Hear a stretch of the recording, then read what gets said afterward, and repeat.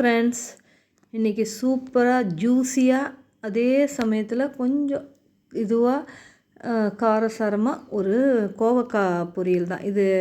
நல்ல சைவ நெத்திலி மீன் வறுவல்னு கூட சொல்லலாம். அந்த அளவுக்கு டேஸ்ட்டாக இருக்கும். இதில் நம்ம கடைசியாக போட போகிறது தான் ஹைலைட்டே. அது எப்படி பண்ணுறதுன்னு பார்க்கலாம். நல்லா கோவக்காயை அலசிட்டு நீல வாக்கில் இந்த மாதிரி கட் பண்ணிக்கோங்க. இது கடாயில் எண்ணெய் ஊற்றிட்டு கொஞ்சம் சீரகம், கடுகு, உளுந்து இது எல்லாத்தையும் போட்டு நல்லா பொரிஞ்சோடனே இந்த கோவக்காவும் கருவேப்பிலெல்லாம் போட்டு நல்லா வதக்கணும். வதக்கிட்டு தான் இதில் மஞ்சப்பொடி, உப்பு, மிளகாப்பொடியெலாம் போட போகிறோம். இது ரொம்ப டேஸ்ட்டாக இருக்குங்க. இதில் கடைசியாக நம்ம நுணுக்கி போட போகிறோம் 2 பொருள் தான் அந்த ஹோல் டிஷ்ஷே வந்து அப்படியே நான்வெஜ் ரேஞ்சுக்கு கொண்டு போய் நிறுத்தும். அவ்வளோ சூப்பராக இருக்கும். இப்போ இதுக்கு தேவையான மிளகாப்பொடி, மஞ்சப்பொடி, உப்பு போட்டு நல்லா திருப்பி விட்டு தண்ணி ஊற்றிக்கலாம். இது கொஞ்சமாக ஒரு 1/2 டம்ளர் தண்ணி ஊற்றினா போதும், பாயில் ஆகிடும். இவ்வளோ சூப்பராக இருக்குது. இதை வச்சு எவ்வளோ டிஷ் பண்ணலாம். அதில் இந்த மாதிரி செய்து பாருங்கள், ரொம்ப டேஸ்டியாக இருக்கும். இதை வந்து சைவ நெத்திலி வறுவல்னு சொல்லலாம். அந்த அளவுக்கு நல்லாயிருக்கும். நீங்கள் ஒரு முறை சாப்பிட்டு இந்த மாதிரி செய்து சாப்பிட்டோம்னா மறக்க முடியாது. அப்படி தான் இருக்கும். ரொம்ப டேஸ்ட்டாக இருக்கும். தண்ணியை ஊற்றி ஒரு மூடி போட்டுட்டோம்னா நல்லா வேகட்டும். இது நடுப்புற ஒரு விஷயம் ஷேர் பண்ணுறேன். நம்மளுக்கு ஒரு சின்ன டவுட்ஃபுல்லாக ஒரு விஷயம் இருக்குதுன்னா, ஒன்று அது கிளியர் பண்ணிக்கணும், இல்லைன்னா அதை இக்னோர் பண்ணி விட்டுடணும். அதை கிளியரும் பண்ணிக்காமல் இக்னோர் பண்ணாமையும் அதையே மண்டையில் போட்டு உழைச்சிக்கிட்டே இருந்தோன்னு வச்சுக்கோங்களேன், நிம்மதியானதே இருக்காது. அந்த மாதிரி தான் இன்றைக்கி எங்கள் பேரனுக்கு நடந்ததை சொல்கிறேன் நான். இந்த நாய் கடிச்சுதா இல்லையான்னு இப்போ வரைக்கும் எங்களுக்கு தெரியாது. ஆனால் கடிச்சுதுன்னு ஒரு சும்மா விளையாட்டுக்கு சொன்ன வார்த்தை தானோ என்னன்னு கூட யோசிக்கிறேன். போய் போட்டு வந்துட்டோம், ஊசி போட்டுட்டோம்.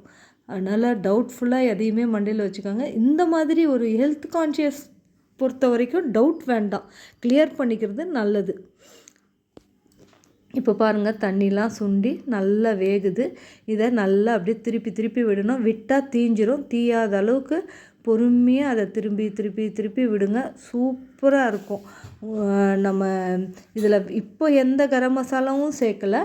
கடைசியாக இந்த ஒரு 2 பொருள் தான், பூண்டும் சோம்பும் நல்லா பொடிச்சு போட்டு பாருங்களேன்.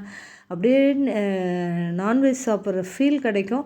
அவ்வளோ டேஸ்ட்டாக இருக்கும். கொஞ்சம் பெப்பர் தூவி இறக்கணும், அவ்வளோதாங்க. நெத்திலி வறுவல் தான். அவ்வளோ டேஸ்ட்டாக இருக்கும்.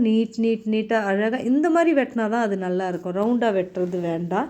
இப்படி குச்சாக வெட்டி போட்டு ஃப்ரை பண்ணுங்கள், நல்லா வரும். அதுக்கு நடுப்புற இதையும் சொல்லிடுறேன். இது டவுட்டோடு நம்மளால் நிம்மதியாக தூங்க முடியாது. இதனோட பின்விளைவுகள்லாம் ஒரு செகண்ட் அப்படி கண்ணு முன்னாடி ஃப்ளாஷ் மாதிரி வந்து போச்சா, வேணாம் இதில் என்ன ஆகிட போகுது அப்படின்னு சொல்லிட்டு கிளம்பி போய் போட்டு வந்துட்டோம். என்ன குழந்தைக்கு ஊசி போடும்போது கஷ்டமாக இருக்குது. 3 இயர்ஸ் ஆச்சு. நம்ம மனசு வலிக்குது அது கத்தும்போது. அதையும் தாண்டிக்கிட்டு வேக்சின் தானே, அவன் நல்லதுக்கு தானே போடுறோம் அப்படிங்கிறது தான், வேறு ஒன்றும் கிடையாது. இதை நல்லா இப்படி திருப்பி விடுங்க. இப்போ நல்லா ஒரு 6-7 பல்லு பூண்டும், ஒரு 1/2 ஸ்பூன் அளவுக்கு சோம்பு, 1 ஸ்பூன் கூட எடுத்துக்கலாம். நான் மீடியம் ஸ்பூனில் எடுத்துருக்கேன்.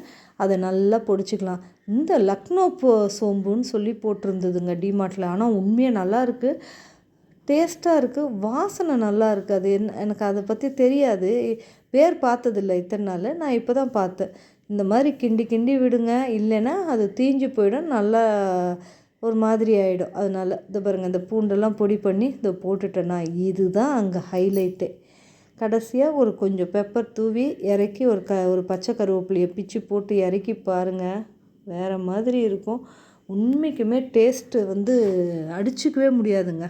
அப்படியே நான்வெஜ் மாதிரியே தான் இருக்கும். லைட்டாக பெப்பர் தூவுங்க, ஏன்னா காரம் போட்டிருக்கோம், திரும்ப எக்ஸ்ட்ரா காரம் தேவையில்லை. இந்த வெயிலுக்கு முடிஞ்ச வரைக்கும் காரத்தை அவாய்ட் பண்ணிடுறது தான் நல்லது. இதுலேயே நீங்கள் சாதத்தை போட்டு அப்படியே பிசைஞ்சு சாப்பிட்டிங்கன்னா ரொம்ப டேஸ்ட்டாக இருக்கும். இதை எப்படி சொல்கிறதுனே இருக்காது, அந்த அளவுக்கு நல்ல டேஸ்ட் இருக்கும். இதை பாருங்கள் எப்படி வந்துச்சு பார்த்தீங்களா, நான்வெஜ் மாதிரியே. பிடிச்சிருந்தா லைக் பண்ணி கமெண்ட் பண்ணி ஷேர் பண்ணுங்கள் ஃப்ரெண்ட்ஸ்.